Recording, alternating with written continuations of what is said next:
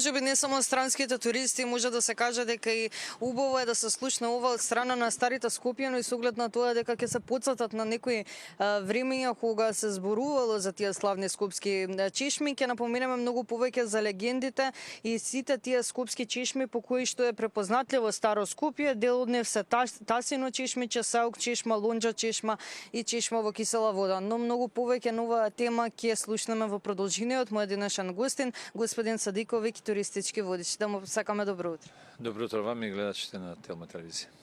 На самиот почеток, кои се оние славни скопски чешми по кои што е препознатливо старо Скопје?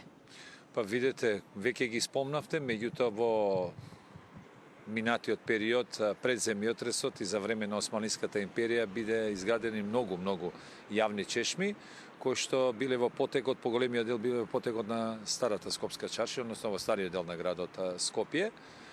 Пристапот кон водата е бил еден од, можам да кажам, најважните предуслови за развојот на една урбана средина.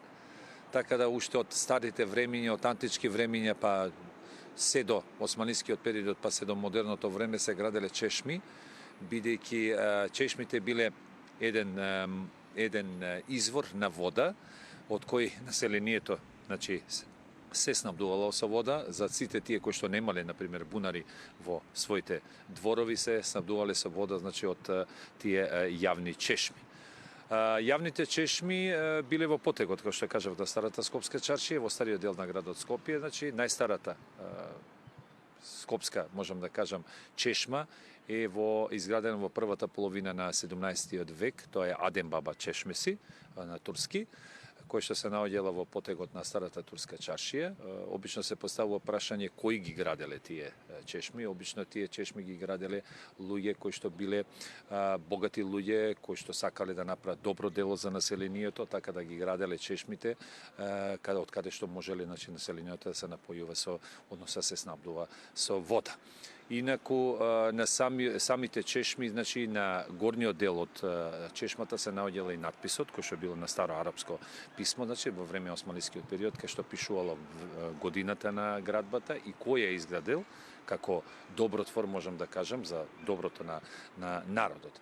Инаку по архитектонска форма можеме да кажеме дека самите чешми биле составени од два сегмента, значи вертикалниот дел, односно вертикалниот ѕид и хоризонталното корито.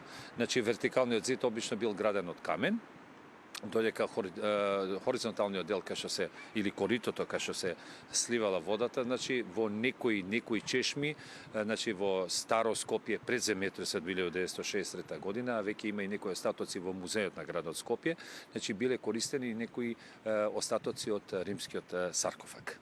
Кажете ми, дали постојат можеби некои легенди како самите чешми го добиле името, или пак можеби се именувани по оној кој што ги изградил? Точно, по оној кој што ги изградил, например во потегот на старата Скопска чаршија, значи има бојалџик мејдани, тоа што се наоѓа веднаш до самиот чифте Амам. Исто така била и чешмата на Хаџи Рауф, кој што се наоѓала веднаш до црквата Свети Димитрија. Спомнавте Саук чешма, еве јас сум чаирчанец, знаеме познатата Саук чешма. Значи повеќе од тие чешми се наоѓале во тој дел и добивале име по локација или, значи, по тој донаторот кој што ја изградил. Значи таа чешма. Инаку, значи имаме многу чешми, сега не можеме да ги спомнеме, значи според Евлија Челебија, познатиот патописец, при неговата посета во Скопје се наведува дека имала преку 110 јавни чешми во градот Скопје, меѓутоа некаде во периодот до 1932 година од Салим Аси, кој бил еден, значи од градоначалниците на градот Скопје, се спомнува дека до периодот 1940 година пред Втората светска војна има останато некаде околу 12 чешми.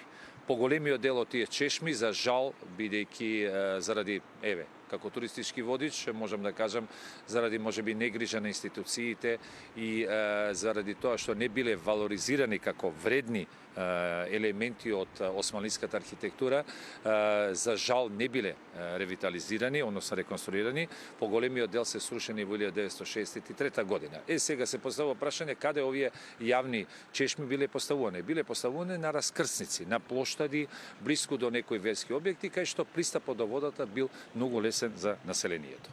Пред самиот крај ќе прашам и колку овие приказни легенди се интересни за туристите, странските туристи, домашните туристи, можеби кои што не се од Скопје. Секако дека се интересни, не само за странските туристи, меѓутоа и за нашите туристи се интересни, меѓутоа повторно ќе кажам, за жал, како туристички водич можам да констатирам дека поголемиот дел од овие чешми се уништени од можеби заради времето на модернизација, некои од тие чешми не биле нити поврзани во јавниот водовод, така да со текот на времето биле срушени и навистина е голем за жал за жал повеќе не постојат, меѓутоа биле многу значени културно-историски споменици од османлиската архитектура, од османлискиот период.